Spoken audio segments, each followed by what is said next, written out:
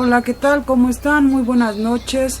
Los saludo como todos los lunes. Soy Doris y estamos transmitiendo en vivo desde la cabina de Urus Radio aquí en la Ciudad de México. Hoy lunes, 21 de septiembre de 2015. Y pues estamos en la Ciudad de México y pues el día de hoy vamos a continuar con el tema de anecdotario de la independencia. Y pues aquí está el profesor con nosotros, Francisco Mendoza, que para los que no lo conocen, es un experto en historia de México y pues él nos narra de manera dinámica, de manera ahorita se me fue la palabra, pero pues es muy ameno lo que nos narra el profesor, así es que lo vamos a saludar. Profesor, ¿cómo está? Buenas noches. Licenciada, ¿cómo está usted? Muy buenas noches, con el gusto de siempre, licenciada, de estar todos los lunes por aquí en la cabina de Urus Radio, transmitiendo este programa de la verdadera historia de México, licenciada. Y todo bien afortunadamente. Sí, les pedimos una disculpa que, empezamos un minuto tarde, algunas fallitas técnicas, pero ya estamos por acá nuevamente.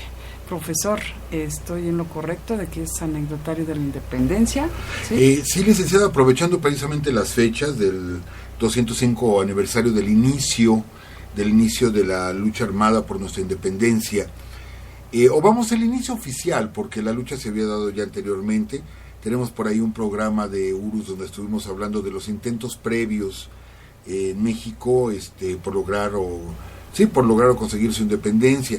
Y estuvimos hablando desde Guillén de Lampar, de Fray Melchor de Talamantes, Primo Verdad, Jacinto Canec, inclusive hasta de Yanga.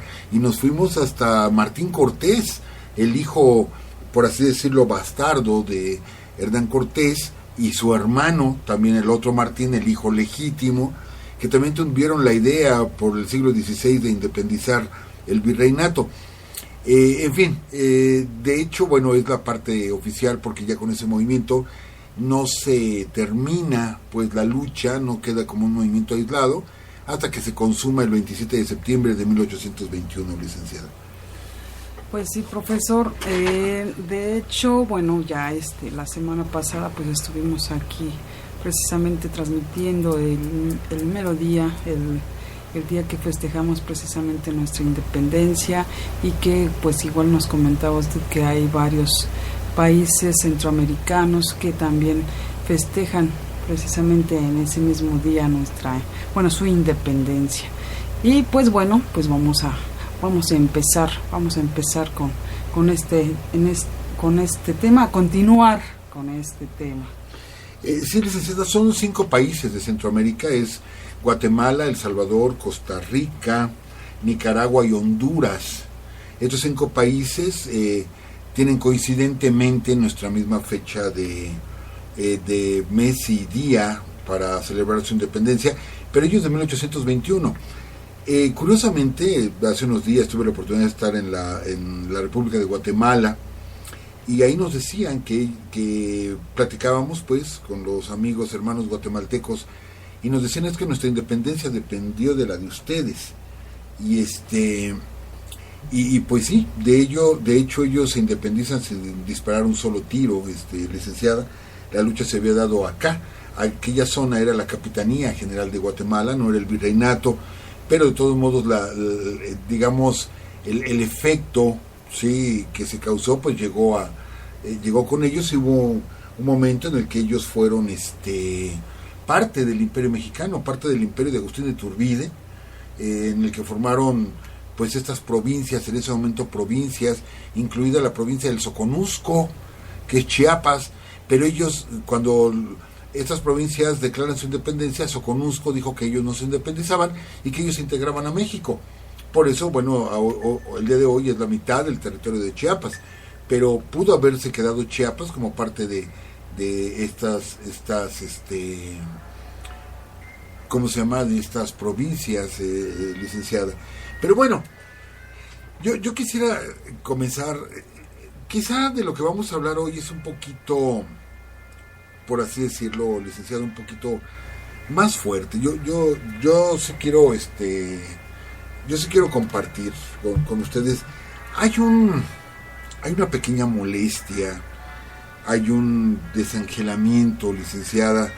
Vemos con tristeza, con suma tristeza, el poco interés que muestran nuestros jóvenes, nuestros niños, por conocer esta parte de la historia. Y recién lo comentábamos, licenciada, que para entender esta parte de la historia necesitamos entender la otra parte. Esto es, ¿cómo podemos entender la libertad si no entendemos la esclavitud?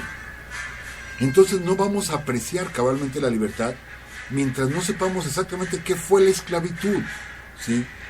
Licenciada, no con eso estamos promoviendo o proponiendo, vamos a hacernos esclavos para sentir y para saber exactamente qué es. No, licenciada, solamente es contemplar cómo se vivía en México, cómo se vivía en el virreinato de la Nueva España, como para que la gente haya dicho, ya, hasta aquí, no más, ¿sí? ¿Por qué? Porque vamos a poner algunos ejemplos, licenciada, y hay uno que es verdaderamente impactante. Recién en una reunión tuvimos oportunidad de comentarlo. Hay un personaje, Rita Pérez, esposa de don Pedro Moreno. Don Pedro Moreno, que él es un criollo hacendado, y que no se integra a la lucha por la independencia con Hidalgo, sino se integra ya cuando está Morelos a cargo de esta lucha libertaria, licenciada. Pero pues él vive en la zona del Bajío, ¿sí? No se integra a las fuerzas de Morelos, pero bueno, forma una guerrilla con la que empieza pues a luchar con los españoles. Y su esposa, con la cual ya tiene 2 hijos, decide seguir a su esposo y decide luchar por la libertad de México, bueno, la libertad del virreinato, licenciada. Podemos hablar de don Pedro Moreno porque es una página muy especial de la independencia de México, puesto que Javier Mina, Francisco Javier Mina, cuando viene de España a México a pelear por la independencia, se integra a las fuerzas de Pedro Moreno y le dan lata al virreinato. Pero yo quisiera hablar más de la esposa, de Rita Pérez. ¿Por qué? Porque estando precisamente ya en la lucha, tiene a sus demás hijos, licenciado. Tiene a sus demás hijos. En total tuvo 7 hijos. 2 ya digamos estaban, 3 ya estaban grandecitos cuando ella se integra. Y licenciada, cuando ellos están peleando en Guanajuato, ellos tienen una región que dominan desde un cerro que se llamaba el Cerro del Venadito. Y la hija más grande, ellos la habían dejado abajo, o sea, en Guanajuato. El ejército virreinal, ¿sí?, capturan a la hija de Pedro Moreno y de Rita Pérez. Y amenazan con matarla, ¿sí?, si ellos no se rinden. Licenciada, era su hija, era la hija mayor, tenía 13 años la niña. Y Rita Pérez y Pedro Moreno deciden no rendirse, licenciado. Y los españoles se lo cumplen, ¿eh? El ejército virreinal se lo cumple. Pero antes de matar a la muchacha, primero se la entregan a la tropa, para que hagan con ella lo que quieran. Sí. Aún así, sus padres no se rinden y siguen en la lucha. Posteriormente, los 2 hijos siguientes, los ve morir. Rita Pérez ve morir a sus hijos. Rita Pérez no disparaba armas, pero se encargaba de atender a los heridos. Y le llega herido su hijo, le llega herido. Y ella ve que las heridas de su hijo ya lo tienen condenado a muerte. Su hijo ya no se va a salvar. Entonces, en esos momentos, Rita tomaba la decisión de atender a los que tenían alguna posibilidad de salvarse, y a los que no, pues lo siento, ya no hay manera. Y fue el caso de su hijo. Y tuvo que dejar a su hijo a un lado para dedicarse a atender a los heridos que tenían salvación, viendo morir a su hijo a un lado de ella, licenciado. Posteriormente, otro de sus hijos moriría en combate. Y ella, después es capturada. Pedro Moreno y Javier Mina salen huyendo en una emboscada que les tienen los españoles, el ejército virreinal, y salen huyendo. Se queda Rita Pérez a cargo de las mujeres y de los niños, y es hecha prisionera. Y cuando saben que es la esposa de don Pedro Moreno, ¿sí?, caramba, pues la venganza va contra ella. y la hacen caminar desde el Venadito hasta Guanajuato, en una caminata de 3 días, ¿sí? La hacen caminar descalza, a ella y a sus hijos, sin comer. De tal forma que cuando llegan y la meten en una cárcel en Guanajuato, al otro día muere uno de sus hijos pequeños, el más pequeño de meses de nacido, ¿sí? Y ella iba embarazada. 2 días después pierde el bebé que llevaba. Mas sin embargo no se rinde. ¿Por qué? Porque la siguen presionando, ¿sí? Para que diga dónde está escondido su marido. Y no se rinde. Y su marido se entera de la muerte de sus demás hijos. O sea, al final ella entregó 5 hijos a la independencia, ¿sí? Quizá quien nos está escuchando diría, no, estas gentes están locas. ¿Cómo entregar un hijo? ¿Cómo permitir que lo maten?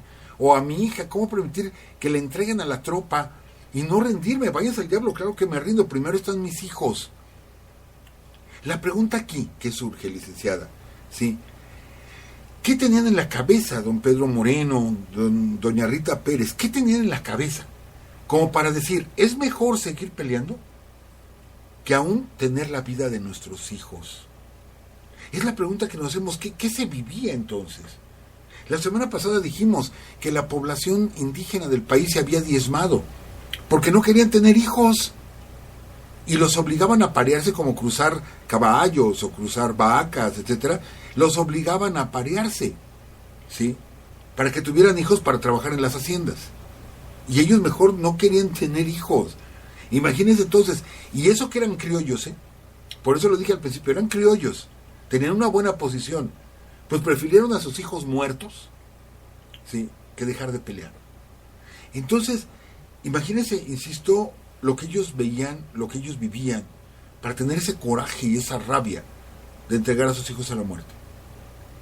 Pedro Moreno fue capturado, Rita se enteró en la cárcel, fue muerto don Pedro Moreno, y Rita se quedó en la cárcel con 2 de sus hijas, hasta que acabó la lucha de la independencia.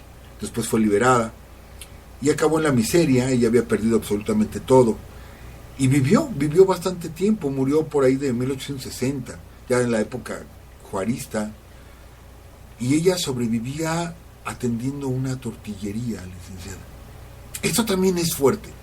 Eso también es fuerte, porque la semana pasada platicábamos de don Epigmenio González, y de cómo batalló, y de cómo lo mandaron a Filipinas, y de cómo se quedó en la miseria, y regresa a México y dice, yo fui el armero de la independencia.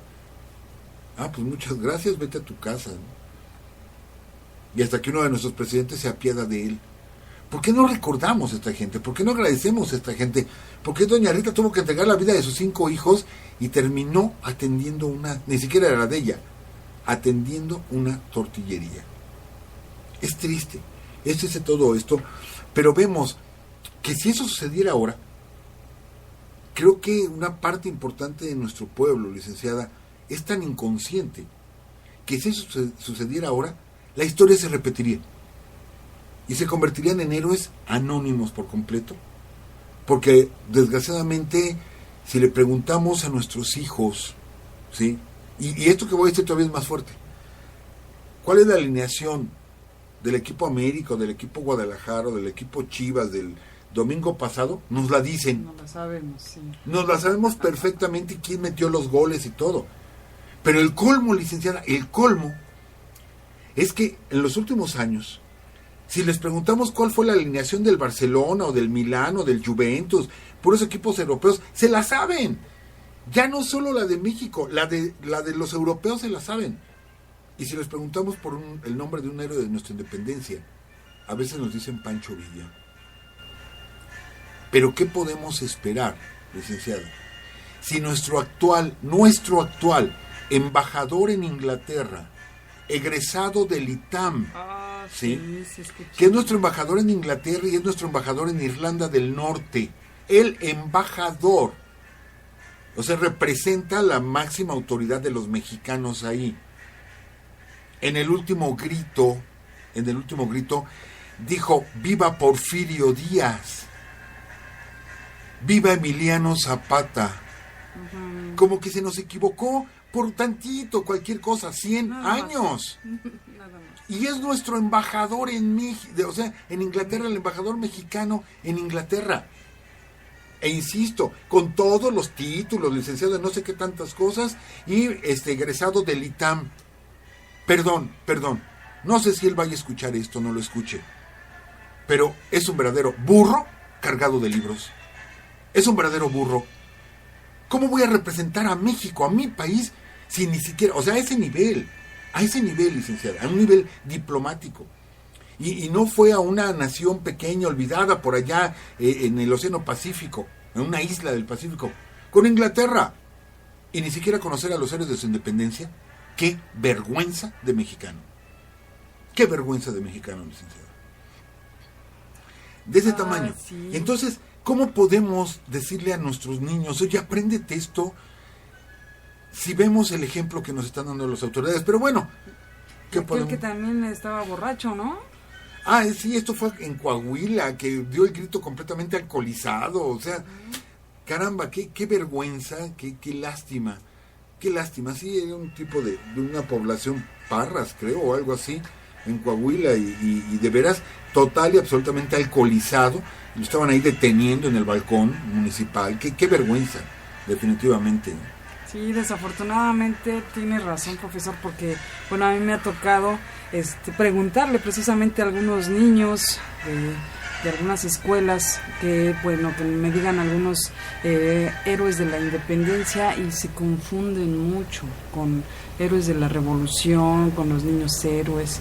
Entonces, sí es un poquillo triste, ¿no? E insisto, les preguntamos la alineación del Barcelona, del Real Madrid, y se la saben todas. Sí, también se le pregunta a algún héroe, pero de las caricaturas, o si les pregunta de Bob Esponja, bien que se lo saben, profesor. Sí, y recuerdo, ya lo hemos comentado aquí en Urus, cuando aquella ocasión Fidel Castro Ruz, sí, siendo primer ministro de Cuba, dijo que los niños mexicanos conocían más a los personajes de Walt Disney que a sus héroes patrios. Y de pronto el gobierno de Ernesto Zedillo hizo el gran escándalo y mandó una nota diplomática y amenazó con romper relaciones diplomáticas con la isla. Bueno, sí es cierto, Fidel no tenía por qué meterse en nuestros asuntos, pero al final de cuentas, ya que se metió, pues dijo la verdad. Y eso fue lo que le dolió al gobierno mexicano. Dijo la verdad. No, pero ahorita los culpables son los maestros, licenciada. Ahorita los culpables es el magisterio. Pero no vemos todo lo que le embuten a nuestros hijos por la televisión. Todo lo que le embuten a nuestros hijos. Entonces es una pena. Por eso le decía, yo estoy como molesto, como resentido por ese tipo de situaciones. Y me pongo a leer la vida de Rita Pérez de Moreno. Y digo, una mujer que entregó a sus hijos, caramba, verlos morir por luchar por nuestra independencia, para que un imbécil embajador en Inglaterra diga viva Emiliano Zapata. No puede ser, licenciada. No puede ser. Sí. Pero bueno, ese es amor por la patria de verdad, entregar a los hijos así como que no tiene nombre, y esta mujer es admirable, fue admirable, o es un ejemplo. Sí, la madre de los Rayón, sí, que los Rayón se quedan a cargo ellos van cubriendo la retirada de Hidalgo, y saben de la captura, y luego se regresan y tienen que cruzar todo el país para llegar a Michoacán. Son 2 hermanos, aunque eran 4, pero después los otros 2 también se van a la lucha, ¿sí? Se van a la lucha. Entonces, el ejército virreinal captura a uno de ellos, al más chico. La madre, ahorita se me fue el nombre por completo, no iba a comentar esta anécdota. Ajá. No estaba planeando comentarle, se me fue el nombre de ella. Entonces la madre se queda sola en su casa, ¿sí? Ahí en Tlalpujagua, y capturan al más chico de ellos, y ella tenía 4 hijos, ¿sí? Entonces les dice que delate a sus hermanos. No, van con la señora y le dicen, ¿sabe qué? Calme a sus hijos y no vamos a matar a O sea, lo vamos a fusilar, ¿sí? Mejor calme a sus otros 3 hijos, de Ignacio López Rayón, pues, y los hermanos Rayón. Y lo que contesta la madre, ¿sí? Sabiendo que 3 hijos estaban en combate y el otro lo tenían preso, amenazado de fusilamiento, dice, yo prefiero tener un hijo muerto que un hijo traidor. De ese tamaño, Sí. así, de ese tamaño, esta señora. Prefiero tener un hijo muerto que un hijo traidor. Licenciada, por eso les digo, ¿cómo se pelea? ¿Con qué rabia se pelea la independencia? Lo hemos comentado aquí, el capitán Hermosillo, por eso la capital de Sonora se llama Hermosillo. El capitán Hermosillo que cuando sabe de la lucha por la independencia levanta a los indios yaquis y se enfrenta con 300 indios yaquis, ¿sí? Con arcos, flechas y piedras, se enfrenta a 3,000 gentes del ejército virreinal perfectamente armados y les tiende una emboscada, los mete en una cañada y él con todos sus indios yaquis a los costados empiezan a tirarles con las flechas y luego hacer que caiga derrumbe de piedras y extermina a los españoles. Así se peleó la independencia a pedradas, licenciada, a pedradas. Hemos platicado aquí de ese nombre que se perdió en la historia del soldado Cureña y ya lo hemos comentado, de hecho fue el primer programa ya dedicado a historia, el primer programa de Urus Radio hace, 2 años. De aquel soldado de las fuerzas de Ignacio López Rayón que al no tener ruedas, no tener la cureña, la base, ¿sí? Donde montar el cañón para hacer un disparo que era importante para destruir un fuerte donde estaban los españoles parapetados, y el hombre dice, pónganmelo en la espalda. Y el mismo López Rayón dice, te vamos a hacer pedazos de espalda, póngamelo. Es importante que ustedes pasen. Y aguanta el cañonazo en la espalda. Y el cañón falla, o sea, el cañonazo falla. Y dice, vuelvan a disparar. No puede ser, vuelvan a disparar. Y él se pone así, a gatas con el cañón en la espalda y apuntan y derrumban la puerta y ganan esa batalla y pueden seguir adelante. El hombre quedó con la espalda deshecha. Licenciada, ¿qué hace que los hombres sean así? Que las mujeres sean así. ¿Cómo se vivía en ese tiempo? Para no preferir, sino para desdeñar la muerte de nuestros propios hijos y nuestra propia muerte por conseguir la independencia. Para heredarla, ¿sí? Porque a mí ya de qué me sirve si la independencia si ya mataron a todos mis hijos. Para heredar la independencia. Para que ahorita le preguntemos, insisto, a nuestros jóvenes y no sepan una palabra. Pero así, estamos pegados viendo a Messi, pegados viendo a el portugués sinceramente no me acuerdo, pegado viendo a los brasileños. Esos sí son nuestros ídolos. Esa es la falta de identidad, licenciado. Esa es nuestra falta de identidad. Pero bueno, licenciada, nos estamos yendo en esto. Yo quería comentar de otro personaje del que hemos hablado del hecho, pero no hemos hablado de ella, de Mariana Rodríguez del Toro. Ajá, no. No hemos hablado en sí de ella. Pero, ¿por qué pasa la historia, Mariana Rodríguez del Toro? Pasa la historia, licenciada, porque, a ver, les hemos platicado aquí en Urus que el ejército libertador, el ejército insurgente, en Monte de las Cruces hace pedazos al ejército virreinal, baja Iturbide con unas cuantas gentes nada más, bueno, entre ellas Iturbide todavía no tiene un cargo tan importante, y la Ciudad de México está a punto de ser tomada.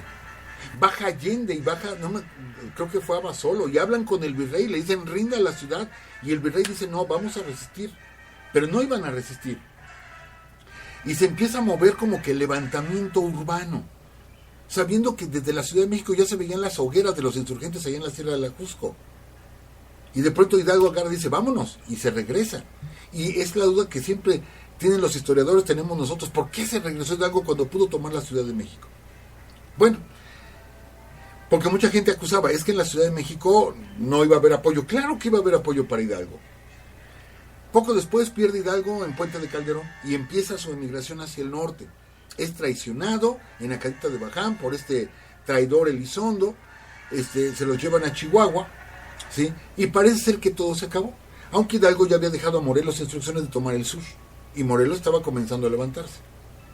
Pero aquí llega la noticia a la Ciudad de México de que Hidalgo, Allende, Aldama, Jiménez, Abasolo, etcétera, todos los líderes, todas las cabezas habían sido hechos prisioneros en Chihuahua, y aquellos que ya se habían movilizado para formar un levantamiento urbano en la Ciudad de México se desanimaron, dijeron, pues esto se acabó, ya los agarraron y se acabó, ¿sí?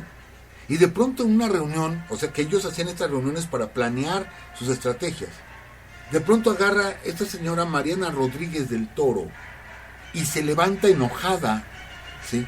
Por eso cuando yo me enojo a veces y hablo fuerte en el micrófono, digo, no soy el único, claro, no me comparo yo con estas personas, lo digo con todo respeto, se para, dice, es que aquí, dice, tenemos tantos héroes que si capturan a unos, tenemos a otros. Dice, y yo propongo, ¿sí?, que capturemos al virrey y que lo cambiemos por la vida del cura Hidalgo. De esto poco se habla, licenciada, de los planes que había para capturar al virrey. Entonces empiezan a seguirle los pasos al virrey y planean secuestrarlo, licenciada, en los paseos que daba el virrey de lo que era el Palacio Virreinal, hoy Palacio Nacional, hacia Bucareli. Y hacía ese paseo, ¿sí? Y era un grupo importante de gente que iban a secuestrar al virrey. Y después de secuestrado iban a pedir la vida de Hidalgo, de Allende y de los demás a cambio de la vida del virrey. Imagínense, y encabezados por Mariana Rodríguez del Toro, una mujer. Qué triste, licenciada, que como siempre pasa, siempre lo platicamos aquí en Urus, fueron traicionados, los capturaron a todos. Ahí es donde muere, porque formó parte de esta conspiración Epigmenio González. Por eso lo tenían preso aquí en México. Forma parte de la conspiración para prender al virrey, y es donde lo mandan a Acapulco. Y cuando Morelos está atacando a Acapulco, los trepan en un barco y lo mandan a Filipinas. Epigmenio González, ¿sí? Que eso platicábamos la semana pasada. Forma parte de esta conspiración. Y tenemos en la Ciudad de México una calle que se llama así Mariana Rodríguez. La gente ni idea tiene de quién es Mariana Rodríguez. Y fue la mujer que encabezó el movimiento para capturar al virrey, secuestrarlo y pedir la vida de Hidalgo, Allende y Aldama y los demás a cambio de la vida de este hombre. Ella perdió todo y acabó fusilada, ¿sí? Licenciada, hablar de gentes como Albino García, y Albino García, cuando nos dicen Albino García pensamos en una calle llena de tiendas, muchas tiendas de ropa, ahí en Albino García, y no sabemos quién fue Albino García. Como no sabemos muchos nombres de nuestras calles, ¿no? O sea, ¿por qué tienen ese nombre? De ahí lo que decíamos, México es un país de héroes, de tantos nombres, de tanta gente que ha luchado y peleado. Albino García, que es también de la región del Bajío, igual que don Pedro Moreno años después, y que apenas sabe del levantamiento de Hidalgo, y él se levanta también con un grupo guerrillero, ¿sí? Pero dicen que era feroz Albino García en contra de los españoles. Pero no feroz nada más porque, a ver, agárrenmelo y ahorita lo golpeo. No, él era el que iba adelante siempre. Desgraciadamente eso le cuesta la vida. El ir adelante de todos, Albino García. ¿Y cómo le da guerra al ejército virreinal, licenciado? Él era un excelente jinete. Y él, a la gente que recluta para su guerrilla, ellos atacaban en Salamanca, en Celaya, en Irapuato, en Silao, etcétera. Era la zona de influencia de Albino García. Y ellos atacaban las caravanas, o sea, bueno, donde iba el ejército virreinal, los atacaban les mandaban víveres, los atacaban, o sea, era una guerra de guerrillas. Pero él escogió los mejores jinetes del Bajío, los mejores jinetes. Perdón, ya nos ha pasado otras veces que tenemos que decir alguna palabra un poco altisonante, que no es la costumbre aquí en Urus Radio, pero es parte de la historia. El caballo de Albino García, y que qué lástima que no lo supimos antes, apenas encontré el dato, porque se acuerda que hicimos un programa sobre caballos famosos en la historia de México. Sí. Desde el caballo de Cortés, tantos caballos famosos, y no hablamos del caballo de Albino García. Se llamaba Su Fiel Cabrón. Y él así lo llamaba, él era tráigame al fiel cabrón, no, a mi fiel cabrón. Y era su caballo de Albino García y al que le tenía total confianza. ¿Qué hacía Albino García, licenciada? Eran, le digo, expertos montando a caballo y lazando y todo esto. Entonces, cuando se enfrentaban al ejército virreinal, se juntaban dos jinetes. Ponga usted Albino o otros dos. Se juntaban, iban caballo con caballo, juntitos, ¿sí? Y amarraban una cuerda a la cabeza de la silla de montar de cada uno de los caballos. y las dos puntas las amarraban, les digo, en la cabeza de la silla de montar, y llevaban toda la cuerda, la llevaban junta, ¿sí? Y de pronto empezaban a galope los dos caballos, pero hacía galope, juntos, a galope, en contra del ejército virreinal, y mientras les estaban disparando, ¿sí? Y de pronto los dos se abrían, haga de cuenta que formaban una Y, los dos jinetes se abrían y la cuerda se tensaba en medio de ellos, y pasaban sobre las tropas, pero a tal velocidad los caballos, la fuerza de los caballos, obvio que esto lo hacían contra la infantería, que iban tirándolos a todos y algunos hasta casi arrancarles la cabeza, porque pasaban con una cuerda sobre de ellos, y detrás venía el resto de la gente de Albino García, les caía encima y los derrotaban.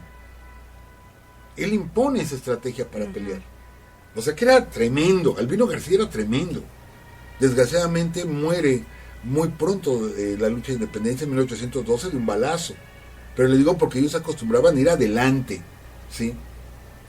Lo que comentábamos en alguna ocasión, licenciada, que veíamos, ¿no? Cuando la Revolución Mexicana, de que en Europa estaba en plena guerra, la Primera Guerra Mundial, y por cada 3,000 bajas, ¿sí? Por cada 3,000 bajas moría un coronel, y por cada 10,000 moría un general, ¿sí? Y acá, en la División del Norte, con Pancho Villa, moría un coronel, ¿sí? Por cada 50 soldados muertos, y un general por cada 100. Uno dice, ¿por qué allá por cada 10,000? Y acá por cada 100, porque los generales villistas estaban en el frente, estaban igual que todos los soldados. No se metían allá atrás en un cuartito y viendo con unos prismáticos. No, los generales villistas estaban en primera línea también dándose de balazos. Por eso morían tantos. Pues así era Albino García, desgraciadamente muere muy pronto en la etapa de la independencia, porque era de los que iba adelante. Y así podemos hablar de otro personaje que desgraciadamente, vamos, es uno de los personajes más representativos, aunque casi no se habla de él, el general Pedro Asensio, que él inicia en la lucha con José María Morelos. Él inicia en la lucha con Morelos y posteriormente se pasa, ya con la captura de Morelos, a pelear con Guerrero. La verdad es, licenciada, que cuando se va a dar la consumación de la independencia, Iturbide le entregan el ejército virreinal en 1820 y lo mandan al sur a pelear con Guerrero, la verdad es que Guerrero, ¿sabe cuántos hombres tenía Guerrero? No. 20 hombres nada más. Ya no había más gente peleando. Y sabíamos que Guadalupe Victoria estaba encerrado como un vagabundo, como una persona loca, barbón, sus, etcétera. Estaba encerrado en una cueva allá cerca de Jalapa. Ahí estaba encerrado en una cueva Guadalupe Victoria para que no lo agarraran. Y Guerrero tenía 20 gentes, ¿sí? Era la gente que andaba con él. Y había pequeños grupos de guerrilla. Pues uno de esos grupos de guerrilla lo manejaba el general Pedro Asensio. Entonces Iturbide al principio sí quiso derrotar a Guerrero. Pero ¿qué cree? Que en una ocasión se enfrenta a Pedro Asensio, que ya tenía prácticamente 9 años peleando la independencia. Ya era una gente con muchísima experiencia. Y se enfrenta a la entrada cerca de Tixla, Guerrero, se enfrenta a las tropas de Agustín Iturbide, con 150 hombres que juntó Pedro Asensio. Y derrota a Iturbide que traía como 3,000. Los hace correr. Entonces Iturbide se entera, ¿sí?, de que con 150 hombres lo habían detenido. E Iturbide sí piensa, bueno, esto es una versión de algunos historiadores que estuve leyendo, que dicen, es que Iturbide le dio miedo. Le dio miedo porque la derrota que tuvo contra el general Pedro Asensio, porque Pedro Asensio le demostró que con pocos hombres y conociendo perfectamente el terreno, no los iban a sacar de la sierra, no iban a poder con ellos. Y mejor decide Iturbide pactar y mandarle una carta a Guerrero y decirle, ¿sabes qué? Pues ya vamos a hacer la independencia, ¿no? Pedro Asensio le estaba cubriendo la retirada a Guerrero, que no se quiso enfrentar con Iturbide, porque era meterse a la sierra, pues metiéndose a la sierra no los agarraban, ¿sí? Entonces, Pedro Asensio, pues le digo, peleaba bajo las órdenes de Guerrero, pero posteriormente, es triste, pero en marzo de 1821 cae muerto de un balazo en el pecho, ¿sí?, el general Pedro Asensio. Él era joven en sí, era una persona joven, él era otomí, ¿sí?, de la etnia otomí, un natural, un indígena, ¿sí?, pero llegó al grado de general. ¿Y por qué digo en marzo? Pues porque en septiembre se consuma la independencia. Abril, mayo, junio, julio, agosto, septiembre. Medio año antes. Cuando él luchó desde el levantamiento de Morelos. Tenía 9 años peleando y le faltó medio año para ver a México independiente. Lástima, ¿no? Lástima. No lo pudo ver. Pero licenciada, pues se nos va el tiempo hablando de estas personalidades. Hay otra personalidad de la que yo quisiera platicar y que es una anécdota, híjole, para Ripley, como luego dice, ¿no? Ajá. Que es otro personaje increíble de nuestra historia, pero de veras increíble. Y que cuando nosotros preguntamos, oye, ¿quién es Fray Servando? Pues no sé, pero hay una estación del metro con su nombre. Fray Servando Teresa de Mier, licenciada, era un dominico, de estos de hábito blanco con la cosa hasta adelante negra. Era un dominico, letrado, ¿sí? Era un criollo, letrado. Vamos a hacer un pequeño resumen porque de él ya hemos hablado en un programa en especial. Y de pronto, en un aniversario de las apariciones de la Virgen de Guadalupe, un 12 de diciembre, a él le toca el sermón, ¿sí? A él le toca el sermón en el colegio de Santiago Tlatelolco. O sea, ahí en Tlatelolco, en la iglesia de Tlatelolco, le toca darle sermón a Fray Servando Teresa de Mier. Y de pronto agarra a Fray Servando y dice abiertamente, palabras más, palabras menos, que la Virgen no se apareció y que había sido pintada por Marco Zipac, ¿sí? Que había sido pintada por Marco Zipac y que Tonatzin era Guadalupe y que aquí había llegado Santo Tomás y era el que había predicado, y Santo Tomás era Quetzalcóatl. Fíjense, estamos hablando de los años finales del siglo XIX, perdón, del siglo XVIII, y vea qué ideas ya manejaba Fray Servando. Al principio no pasó nada, pero días después lo mandan llamar y ¿sabes qué? No me vuelves a dar misa, no me vuelves a... O sea, es más, te voy a encerrar. Te voy a encerrar, o sea, tú eres peligroso. ¿Cómo decir que la Virgen no se apareció y que Santo Tomás era Quetzalcóatl y todo ese rollo? Entonces él comienza de rebelde, se les escapa, lo agarran y lo mandan a España, prisionero. Y llegando a España se les vuelve a escapar. Y me acuerdo que narramos en el programa cuántos escapes de cárcel tuvo Fray Servando Teresa de Mier. Se escapaba cada rato y lo volvían a agarrar y se les volvía a escapar. Hasta que va a dar a Inglaterra, conoce a Francisco Javier Mina, y Fray Servando es el que nos trae a Francisco Javier Mina a pelear a México. Él es el que lo trae. Todo eso lo platicamos en su programa, ¿sí? Hasta que se consuma la independencia, y afortunadamente Fray Servando sí pudo ver consumada la independencia. Pero también vio cómo subió el imperio de Iturbide.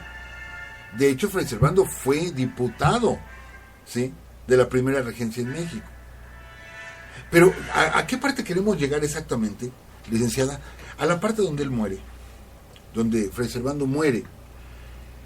Y sus restos, como él había sido condenado por la Inquisición, por haber dicho que la Virgen no se apareció y por haber peleado del lado de los insurgentes, porque la Iglesia nunca estuvo de acuerdo con nuestra lucha de independencia. La semana pasada me acuerdo que les comentaba que una vez entró a una iglesia y decía, gracias a la Iglesia México es independiente porque fueron padres los que lucharon por la independencia. Sí, pero en contra de la Iglesia.